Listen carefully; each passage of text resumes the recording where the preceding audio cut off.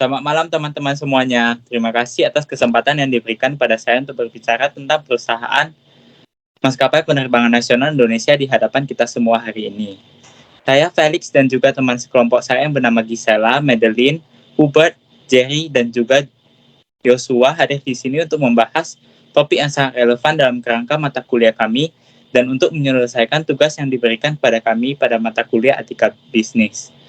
Pada hari ini kita akan menjelajahi topik utama kita pada malam ini, yaitu analisis kasus pelanggaran laporan keuangan pada tahun 2018 pada perusahaan Garuda Indonesia. Adapun pokok bahasan kita pada malam hari ini, yaitu yang pertama mengenai informasi perusahaan, kemudian yang kedua kasus yang menimpa, kemudian yang ketiga yaitu akhir dari kasus ini, dan yang terakhir adalah kesimpulan dan saran. Saya berharap presentasi ini akan memberikan wawasan yang mendalam mengenai aspek-aspek kunci yang terkait dengan topik ini. Kemudian saya serahkan kepada saudari Madeline untuk membacakan tentang informasi perusahaan. Terima kasih saudara Felix. Saya akan lanjutkan dengan pokok pembahasan saya, yaitu informasi terkait perusahaan Garuda Indonesia. PT Garuda Indonesia merupakan maskapai penerbangan nasional. Ini tidak hanya membawa nama besar Indonesia dalam penerbangan domestik, tetapi juga di kancah internasional. PT Garuda Indonesia telah berdiri sejak 26 Januari 1949.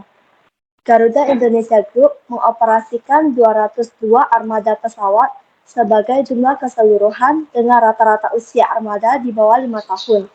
Adapun Garuda Indonesia sebagai main brand saat ini mengoperasikan sebanyak 144 pesawat, sedangkan Citylink mengoperasikan sebanyak 58 armada, dengan armada yang terdiri dari pesawat-pesawat modern seperti Boeing dan Airbus. Garuda Indonesia menawarkan pengalaman terbang yang nyaman dan aman. Dari kelas ekonomi hingga bisnis, setiap detail layanan dirancang untuk memenuhi kebutuhan dan kenyamanan penumpang. Inovasi layanan digital seperti sistem pemesanan online dan check-in mandiri semakin mempermudah proses perjalanan. Keamanan dan keselamatan penerbangan menjadi prioritas utama. Garuda Indonesia secara konsisten memperoleh sertifikasi dan pengakuan internasional atau standar keselamatannya, menegaskan komitmen untuk memberikan pelayanan terbaik. Bagaimanapun, semua orang tidak akan luput dari masalah. Maka dari itu, PT Garuda Indonesia juga tidak luput dari masalah yang menerjang. Untuk lebih lengkapnya, saya serahkan kepada saudara Jerry untuk menjelaskan tentang kasus yang menimpa perusahaan Garuda Indonesia.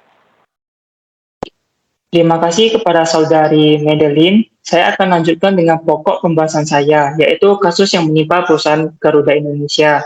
PT Garuda Indonesia terlibat dalam skandal serius terkait pelanggaran laporan keuangan yang mencakup praktik manipulasi jumlah pendapatan dalam laporan keuangannya untuk tahun 2018. Dalam rilis laporan keuangan tersebut, terungkap bahwa perusahaan mencatat laba bersih sekitar 809.000 US dollar atau sekitaran 11,3 miliar rupiah, yang menunjukkan pergeseran yang cukup mencolok dari kerugian yang sebenarnya itu sebesar 216 juta US dollar. Pada tahun 2017, kejanggalan ini secara spesifik terjadi karena adanya manipulasi pada akun pendapatan lain-lain yang menunjukkan angka sebesar 278 juta US dollar. Penyelidikan mendalam mengungkapkan bahwa PT Garuda Indonesia terlibat dalam kesalahan mencatat kerjasama dengan Mahata Aero Teknologi atau MAT terkait layanan konektivitas. Pihak MAT mencatat utang sebesar 239 juta US dollar, sedangkan PT Garuda Indonesia mencatat kerjasama tersebut sebagai pendapatan. Praktik ini mengindikasikan adanya pensupan kepentingan, di mana tujuan utamanya adalah untuk meningkatkan laba. Konsekuensinya, jika kontrak dengan MAT tidak dicatat sebagai pendapatan, perusahaan seharusnya mencatat kerugian sebesar 244 juta US dollar. Manipulasi jumlah yang signifikan ini menciptakan distorsi serius dalam informasi keuangan dan dengan tegas melanggar prinsip-prinsip integritas, objektivitas, dan perilaku profesional dalam etika profesi akuntansi. Dampaknya, PT Garuda Indonesia dikenai sanksi oleh Kementerian Keuangan, Otoritas Jasa Keuangan, dan Bursa Efek Indonesia atau BLI. Kasus ini memberikan sorotan yang jelas tentang kebutuhan mendesak untuk menjaga integritas dan kepercayaan dalam penyusunan laporan keuangan. Yang sesuai dengan prinsip-prinsip etika profesi akuntansi yang telah ditetapkan. Hal ini menjadi pelajaran berharga bagi seluruh industri dan menegaskan urgensi kepatuhan terhadap standar etika guna menjaga transparansi dan integritas dalam pelaporan keuangan. Baik, sekian yang bisa saya sampaikan mengenai topik pembahasan saya. Selanjutnya saya akan serahkan kepada pembicara selanjutnya untuk menjelaskan mengenai akhir dari kasus yang terjadi. Terima kasih Saudara Jerry. Saya akan lanjutkan dengan pokok pembahasan saya, yaitu akhir dari kasus yang menimpa perusahaan Garuda Indonesia. Pihak Otoritas Jasa Keuangan atau OJK telah mengundang akuntan publik Kasner Sirumapaya dan mengenakan sanksi administratif berupa pembekuan surat tanda terdaftar STTD selama 1 tahun. Sanksi tersebut dijatuhkan karena pelanggaran pasal 69 Undang-Undang Nomor 8 Tahun 1995 tentang pasar modal yang mengatur bahwa laporan keuangan yang disampaikan kepada otoritas pasar modal harus disusun berdasarkan standar akuntansi yang berlaku umum. Peraturan OJK Nomor 13 POJK 03 2017 tentang penggunaan jasa akuntan publik dan kantor akuntan publik dalam kegiatan jasa keuangan.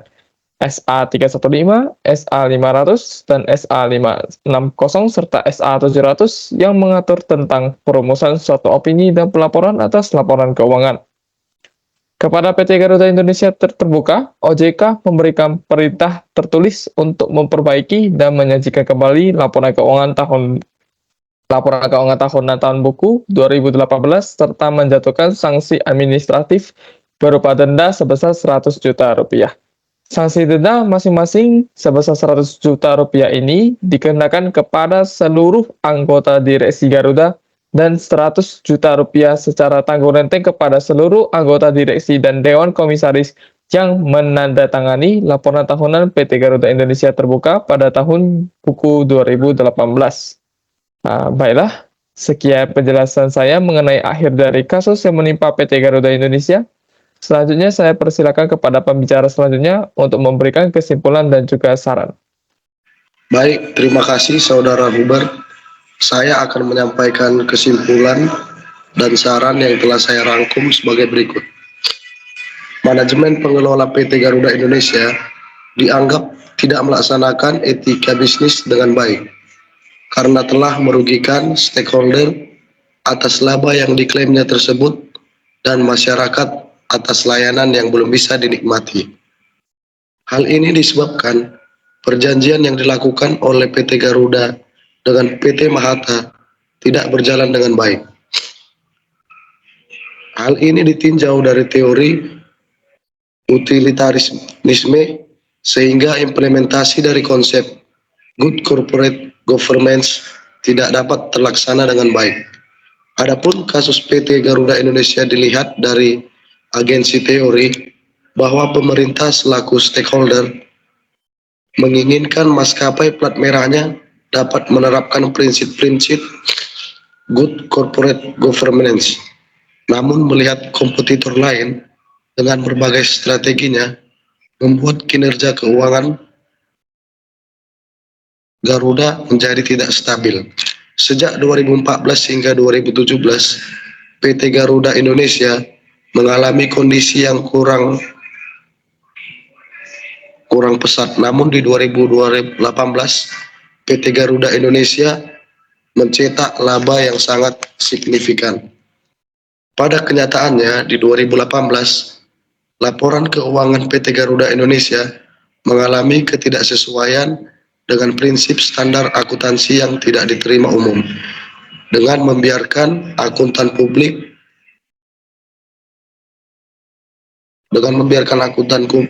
dari KAP Tanubrata, Sutanto, Fahmi, Bambang, dan rekan dengan memberikan opini secara wajar dengan standar akuntansi keuangan di Indonesia. pemicu fraud yang dilakukan oleh PT Garuda Indonesia dan jajarannya ditinjau dan triangle fraud teori antara lain adanya tekanan, kesempatan, dan pemberatan. Sekian kesimpulan yang saya berikan. Berikutnya saya persilakan rekan saya menyampaikan yang berikutnya.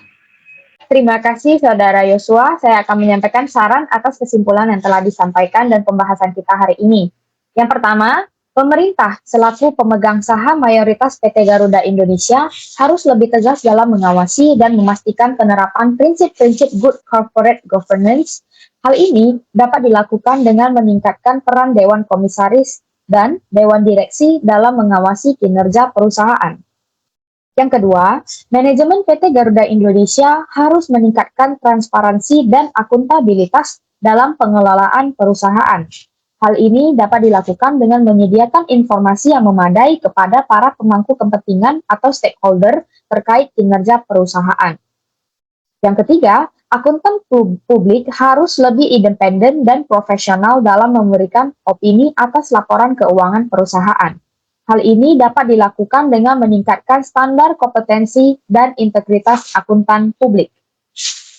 Oke, baiklah. Setelah tadi kita telah menjelajahi tentang analisis kasus pelanggaran laporan keuangan pada tahun 2018 pada PT Garuda Indonesia dan menggali lebih dalam tentang informasi perusahaan, kasus yang menimpa perusahaan, kemudian akhir dari kasus, lalu yang terakhir merupakan kesimpulan dan saran. Saya sangat berharap bahwa materi yang telah kita bagikan dapat memberikan wawasan yang berharga dan memperkaya pemahaman kita. Sekian presentasi dari kami ucapkan terima kasih.